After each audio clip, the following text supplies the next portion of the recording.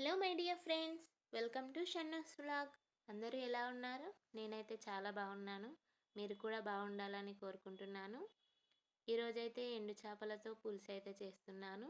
అట్టి చేపలు అంటారు కదా, అవి. వీటికి ఉన్న తలను తోక అయితే తీసేసి ఇలా అయితే అన్నీ కట్ చేసి పెట్టుకుంటున్నాను. కొందరైతే ఇలానే పులుసు పెట్టుకుంటారు, కానీ నాకు ఇలా నచ్చదు. అందుకనే వీటికున్న తల తోక అయితే తీసి మంచిగా కట్ చేసి పెట్టుకుంటున్నాను. ఇవి ఒక 30-40 అయితే ఎండు చేపలు. ఇవైతే ఇలా కట్ చేసి పెట్టుకున్నాను అన్నీ.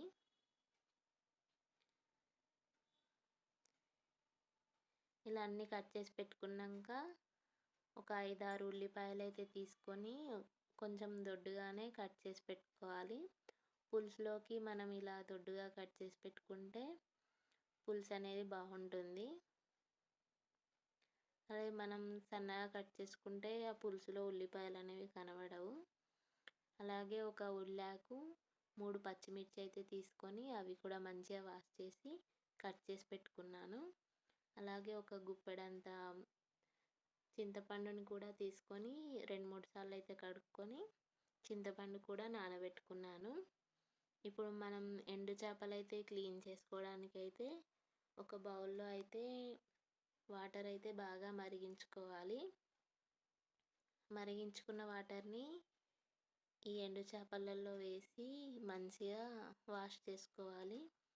వీటికి ఉన్న డస్ట్ మొత్తం క్లీన్ అయ్యే వరకు మంచిగా ఇలా కలుపుకొని వాటర్ అయితే వంపేసుకోవాలి. ఇలా వైట్గా అయితే మనం వేడి నీళ్ళల్లో వాష్ చేసుకోవడం వల్ల. ఇప్పుడు కర్రీ చేయడం కోసం అయితే ఒక బౌల్ తీసుకొని అందులో కొంచెం ఆయిల్ వేసి జీలకర్ర, ఆవాలు, అలాగే మనం కట్ చేసి పెట్టుకున్న పచ్చిమిర్చి, ఉల్లిగడ్డ, ఉల్లాకు ఇవన్నీ వేసి మంచిగా ఫ్రై చేసుకోవాలి. ఇక్కడ తడకా ప్యాన్ ఎందుకు తీసుకున్నా అనుకుంటున్నారా? మనం ఎండు చేపలు అయితే ఫ్రై చేసుకోవడానికి తడకా ప్యాన్ అయితే తీసుకున్నాను. నేను గీలో అయితే ఫ్రై చేస్తున్నాను. ఇలా గీలో ఫ్రై చేయడం వల్ల ఎండు చేపలు అనేవి నీసు వాసన అనేవి రావు. ఒకసారి ఇలా ట్రై చేసి అయితే చూడండి. ఇలా గీలో ఫ్రై చేయడం వల్ల మంచి టేస్ట్ కూడా ఉంటుంది. ఈ ఎండు చేపలు మంచిగా గోల్డెన్ బ్రౌన్ అయ్యేంత వరకు అయితే మంచిగా ఫ్రై చేసుకోవాలి. మనం ఆయిల్లో వేసి ఫ్రై చేసుకోవచ్చు ఫస్ట్ ఆనియన్స్ వేయకముందు. కానీ ఇందులో వేస్తే ఆనియన్స్లో వేసి ఫ్రై చేయడం వల్ల ఎండు చేపలు అనేవి త్వరగా ఫ్రై అయ్యి ఆనియన్స్తో బాగా కుక్ అవ్వవు. అందుకనే నేను సపరేట్గా గీలో అయితే ఫ్రై చేశాను. ఇప్పుడు ఆనియన్స్ కొంచెం ఫ్రై అయిన తర్వాత 1/2 టీ స్పూన్ పసుపు అయితే వేసుకొని ఇలా కలుపుకోవాలి. అలాగే 1.5 టీ స్పూన్ అల్లం వెల్లుల్లి పేస్ట్ కూడా వేసి మంచిగా ఫ్రై చేసుకోవాలి. ఈ అల్లం వెల్లుల్లి పేస్ట్ ఇందులో ఉన్న పచ్చివాసన మొత్తం పోయిన తర్వాత మనం గీలో రోస్ట్ చేసుకున్న ఎండు చేపలను అయితే ఇందులో వేసి మంచిగా మిక్స్ చేసుకోవాలి.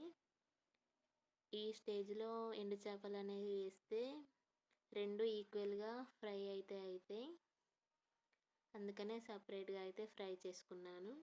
ఇవన్నీ మంచిగా కలిసేలా అయితే కలుపుకోవాలి. ఇవి కొంచెం ఫ్రై అయిన తర్వాత ఒక 2 స్పూన్ల కారం అయితే వేసుకోవాలి. 2 టీ స్పూన్ల కారం అయితే వేసుకున్నాను నేను.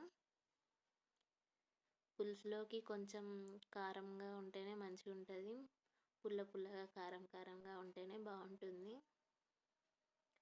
ఈ కారం కూడా ఆయిల్లో ఫ్రై అయ్యేంత వరకు మనం నానబెట్టుకున్న చింతపండుని అయితే రసం అయితే తీసి పెట్టుకోవాలి. మనకి ఎంత పులుపుగా కావాలో అంత పులుసు అయితే ఇందులో వేసుకోవాలి.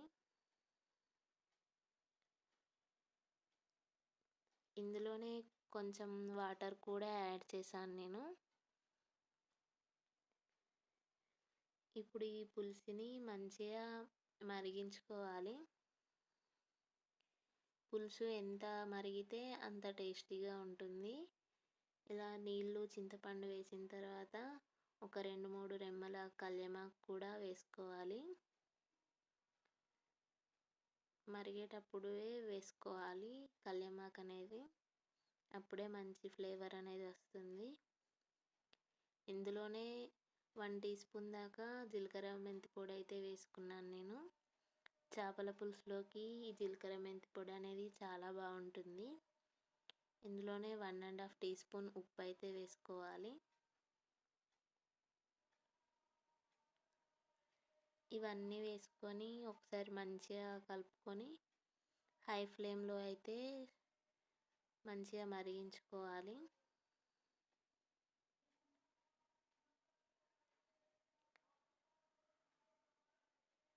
ఈ పులుసు ఎంత బాగా మరిగితే అంత టేస్టీగా అయితే ఉంటుంది. ఇప్పుడు వాటర్లా ఉంది కదా, ఇది మొత్తం చిక్కబడేంత వరకు మరిగించుకోవాలి. నాకు పచ్చి చేపలంటే బాగా ఇష్టం. అంటే పచ్చి చేపలనే కాదు, చేపల కూర అంటే ఎక్కువ ఇష్టం. ఏ చేపలైనా. ఎప్పుడన్నా చేపలు తినాలనిపించినప్పుడు ఇలా ఎండు చేపలు అయితే కర్రీ అయితే చేసుకుంటాను. కానీ మా ఇంట్లో అయితే ఈ చేపల పులుసు అయితే తినరు. నేను ఒక్కదాన్నే తింటాను. అందుకే నా కోసమే చేసుకుంటున్నాను. ఇలా మరుగుతూ ఉండగానే 1 టీ స్పూన్ ధనియా పౌడర్ అయితే వేసుకున్నాను. మనకి ఇలా ఆయిల్ సపరేట్ అయ్యేంత వరకు అయితే బాగా మరిగించుకోవాలి. అలాగే ఒక గుప్పెడంత కొత్తిమీర అయితే తీసుకొని ఇలా కట్ చేసుకొని వేసుకోవాలి. కొత్తిమీర ఎక్కువగా వేసుకుంటేనే మంచిగా ఉంటుంది. ఇలా బాగా మరిగిన తర్వాత చిక్కగా అయినాక స్టవ్ అయితే ఆఫ్ చేసుకోవాలి. మనకి ఇలా ఆయిల్ అయితే సపరేట్ అవుతుంది. ఈ స్టేజ్లో అయితే నేనైతే స్టవ్ అయితే ఆఫ్ చేసుకున్నాను. అంతే అండి, మన ఎండు చేపల పులుసు అయితే రెడీ అయిపోయింది. ఈ వీడియో కనుక మీకు నచ్చినట్టయితే ప్లీజ్ ఫ్రెండ్స్ లైక్ చేయండి, షేర్ చేయండి, సబ్స్క్రైబ్ చేసుకోండి. సైనింగ్ ఆఫ్ మీ చాందిని. Thank you.